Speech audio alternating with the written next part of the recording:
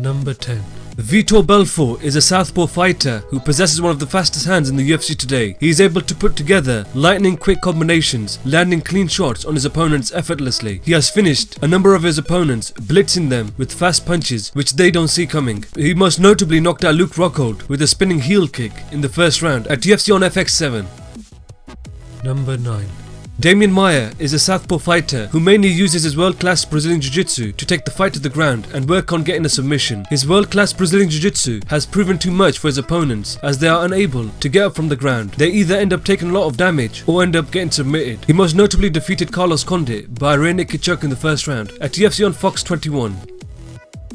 Number 8. Lyoto Machida is a southpaw karate-based fighter who likes to remain patient, keeping his opponents at distance where he is able to throw his unorthodox techniques. He has displayed great movement where he is able to find the right timing to land accurate strikes. He most notably knocked out Randy Couture by a jumping front kick in the second round at UFC 129. Number 7. Yoel Romero is a southpaw fighter who is a silver medalist for freestyle wrestling who also possesses freakish knockout power. He likes to take his time in the octagon and mainly likes to keep the fight on the feet. When he is ready to go for the finish, he exerts all of his energy in one go and unloads on his opponent. He most notably knocked out former champion Chris Weidman by a flying knee in the third round at UFC 205.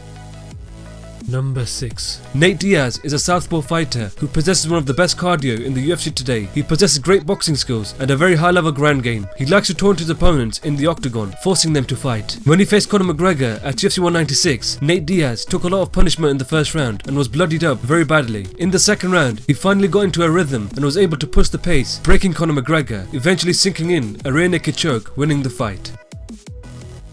Number 5. Nick Diaz is a southpaw fighter who, just like his younger brother, also possesses one of the best cardio in the UFC today. He has very good boxing skills and a very high level ground game. He likes to frustrate his opponents by taunting them inside the octagon, forcing them to engage with him. He is a massive fan favourite fighter and definitely delivers a good show. He most notably knocked out Robbie Lawler in the second round at UFC 47.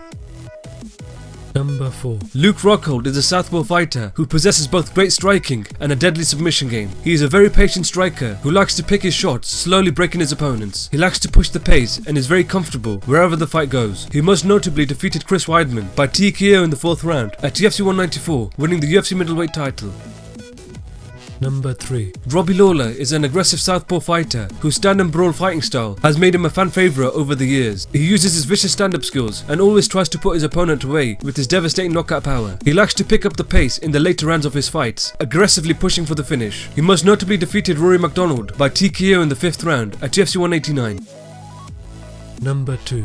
Anderson Silva is a southpaw fighter who may arguably be one of the best strikers in UFC history. He is a master at Muay Thai and is a great counterpuncher. He has the longest winning streak in UFC history with 6 consecutive wins in a row. He has spectacular finishes such as his front kick knockout of Vitor Belfort, as well as quite easily beating former UFC light heavyweight champion Forrest Griffin at UFC 101. Number 1. Conor McGregor is a southpaw fighter who is a great counterpuncher and has the power to make it a bad night for any fighter. His patience inside the octagon allows him to set up his strikes where he only needs one strike to end the fight. This was displayed very well when he faced Eddie Alvarez at UFC 205, where he was able to catch Eddie Alvarez coming in and dropped him every single time, eventually finishing him by TKO in the second round to become the first ever 2-weight world champion.